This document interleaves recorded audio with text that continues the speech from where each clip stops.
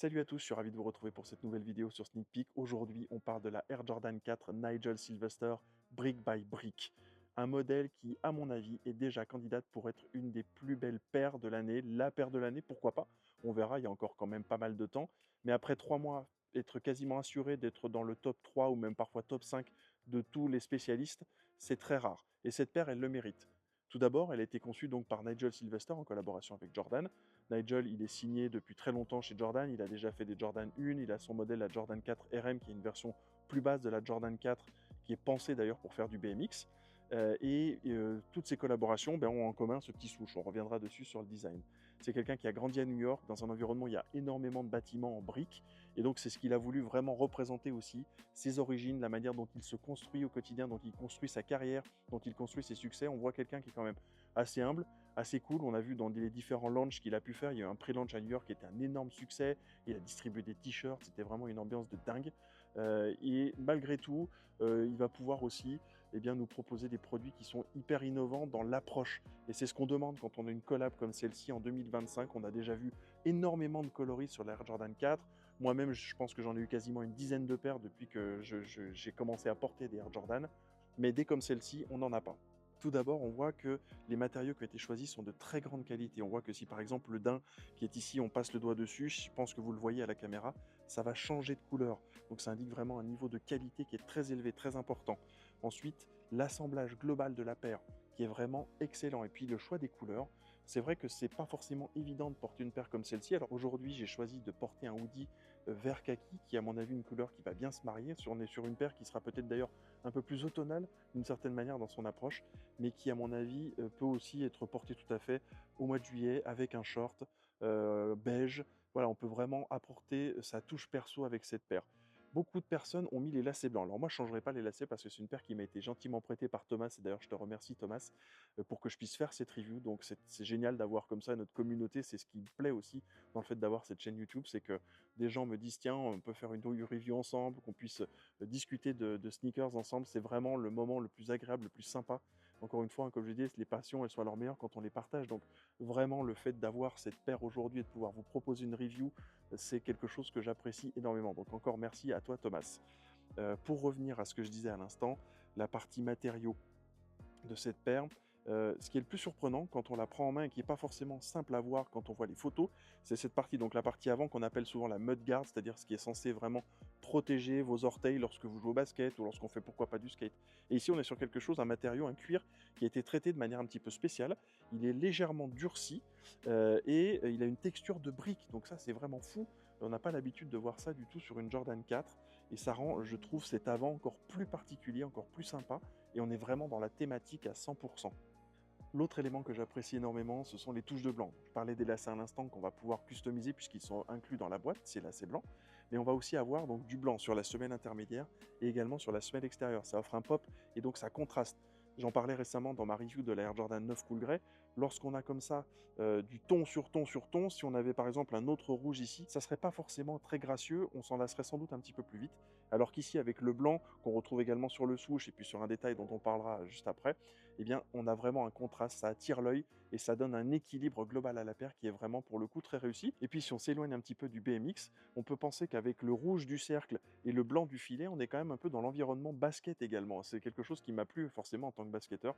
Et pour le coup, je trouve que là aussi c'est réussi puisqu'on reste finalement assez proche de ce que propose la marque habituellement. L'autre détail qui est vraiment très très cool, c'est le Bike Air qu'on va retrouver à l'arrière. Vous savez, traditionnellement sur les Air Jordan, on a Nike Air qui est indiqué. Et ici, comme Nigel fait du BMX, eh bien, on a Bikes. Franchement, une super référence. Quelque chose qui avait été très bien trouvé, qu'il a déjà implémenté sur d'autres paires depuis qu'il a signé avec Jordan il y a quelques années maintenant. Et franchement, là, ça s'applique parfaitement, je trouve, sur cette paire. À la fois parce qu'on a une référence personnelle à Nigel lui-même, mais parce que ça offre justement un élément qui est différenciant. Alors, ce qui ne change pas, c'est le fait qu'on a une languette ici à l'arrière, le back tab qui est toujours aussi rigide. Si vous avez les versions SB déjà qui sont sorties ou qui vont sortir cette année, c'est beaucoup plus souple, y compris d'ailleurs pour cette partie plastique-là. C'est un peu surprenant parce que pour le BMX, je pense que les contraintes sont très proches finalement de ce qu'on a sur le skate, mais bon, pourquoi pas, on va dire que c'est un choix technique qui peut se justifier. Mais en tout cas, cette partie Bike Air sera vraiment un élément qui, je trouve, fait cette paire quasiment. Hein. C'est les petites touches, les petits détails, encore une fois, qui vont faire qu'on a une paire qui est réussie ou pas. Et pour le coup, je trouve qu'elle est parfaitement réussie. Alors, je ne pouvais pas ne pas parler des rumeurs. Apparemment, il y aurait une Jordan 4 Fire Red Nigel qui serait aussi prévue pour la fin d'année, avec à peu près la même idée. Un petit swoosh à l'avant, le biker à l'arrière, donc on verra si ça arrive, mais clairement, je tenterai ma chance. Le resell, pour moi, dans ma taille, on est au-delà des 500 €, c'est clairement pas à portée de main de mon côté. Mais pour vous, si vous voulez vous prendre une paire de Jordan 4, en général, elles sont true to size, hein, donc c'est-à-dire votre taille habituelle chez Nike, vous êtes un 43, vous pouvez prendre un 43, il n'y aura pas de problème. Il faut toujours garder à l'esprit que cette zone ici, au niveau de la bosse qui est là, peut être un petit peu étroite. Donc si on a le pied un peu large, je vous recommanderais peut-être d'avoir une demi-taille au-dessus pour éviter d'être trop serré. Moi, je sais que je prends traditionnellement toujours une demi-taille par rapport à ma pointure classique. Je fais un plutôt 45,5, mais je porte toujours du 46 parce que j'aime avoir un peu de place au bout de la chaussure. Et en l'occurrence, pour une Jordan 4, c'est clairement indiqué. J'ai quelques paires de Jordan 4 en 11,5, donc en 45,5, et je suis toujours un tout petit peu plus à l'étroit, en particulier dans cette zone. Donc, true to size, en gardant peut-être l'idée que si on a le pied un peu large, on peut partir sur une demi-pointure supérieure. Un autre élément dont il est important pour moi de parler, c'est le fit, donc c'est-à-dire vraiment comment votre pied va se sentir dans cette paire. Je dis souvent que les Jordan peuvent être un peu chaudes à porter. Celle-ci, elle a quand même pas mal d'aération qui a été pensée très volontairement. On voit d'ailleurs que Tinker Hatfield voulait vraiment que cette paire puisse respirer un maximum. Je pense que c'était un des feedbacks de Jordan après 3 paires qui étaient vraiment en cuir principalement. Sur la Jordan 4 et sur la Jordan 5, on a ces aérations qui sont sur le côté qui font que la paire va permettre de plus respirer. Et l'autre point, c'est qu'on peut aussi régler les lassages, donc en termes de fit, sur l'upper.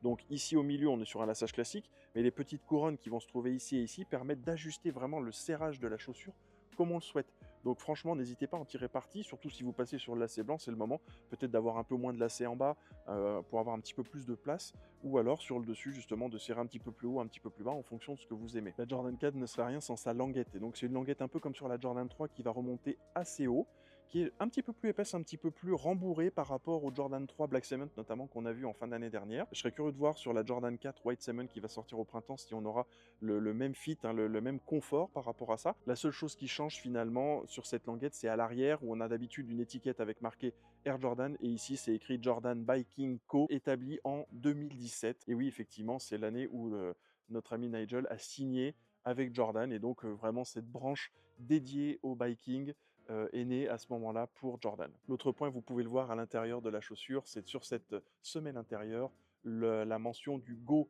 qui est vraiment le mantra de Nigel Sylvester, ce qui le guide toujours, go, aller de l'avant, et en même temps c'est logique quand on fait un sport d'action comme celui-ci, mais pour le coup ça le représente encore, et ce sont des petits détails, vous n'allez pas forcément le voir, il n'y a que vous qui le verrez quand vous mettrez votre paire, et c'est un détail caché que j'aime beaucoup. Dernier élément et non des moindres, c'est l'amorti, c'est essentiel pour notre confort, à la fois si on les porte comme ça en mode casual, ou si vous décidez à faire du BMX ou du skate avec, ça va être l'amorti donc avec une bulle d'air encapsulée à l'avant et une bulle d'air visible à l'arrière. C'est exactement le même setup que ce qu'on avait dans la Jordan 3, qu'on aura aussi dans la Jordan 4 et dans la Jordan 5 et dans la Jordan 6, et je crois dans la Jordan 7, sauf qu'elle n'est pas visible à l'arrière. Donc c'est pour vous dire qu'on avait une base technique qui était quand même relativement proche. La semelle intermédiaire est plutôt ferme, donc concrètement, vous n'allez pas forcément sentir la bulle d'air initialement, mais avec le temps, lorsque la semelle s'assouplit un petit peu parce qu'on la porte, eh bien on sent un petit peu plus cette amorti, elle devient de plus en plus confortable, c'est quand même l'un des grands avantages de cette Jordan 4. Voilà pour ce qui est de cette Air Jordan 4 Nigel Sylvester, brick by brick. Franchement, pour moi, une des candidates au top 3 facilement de la sneaker de l'année. Pourquoi? Bien parce que c'est un coloris nouveau, une approche complètement nouvelle, quelque chose de personnel. On sent qu'il a mis de lui-même aussi dans cette paire. Donc franchement, c'est facile de comprendre pourquoi on va avoir une pensée particulière pour cette paire au moment où on va penser aux sneakers de l'année en fin d'année. Les passions, vous le savez, elles sont à leur meilleur quand on les partage. Donc il faut liker cette vidéo, la partager, mettre des commentaires et vous abonner à ma chaîne.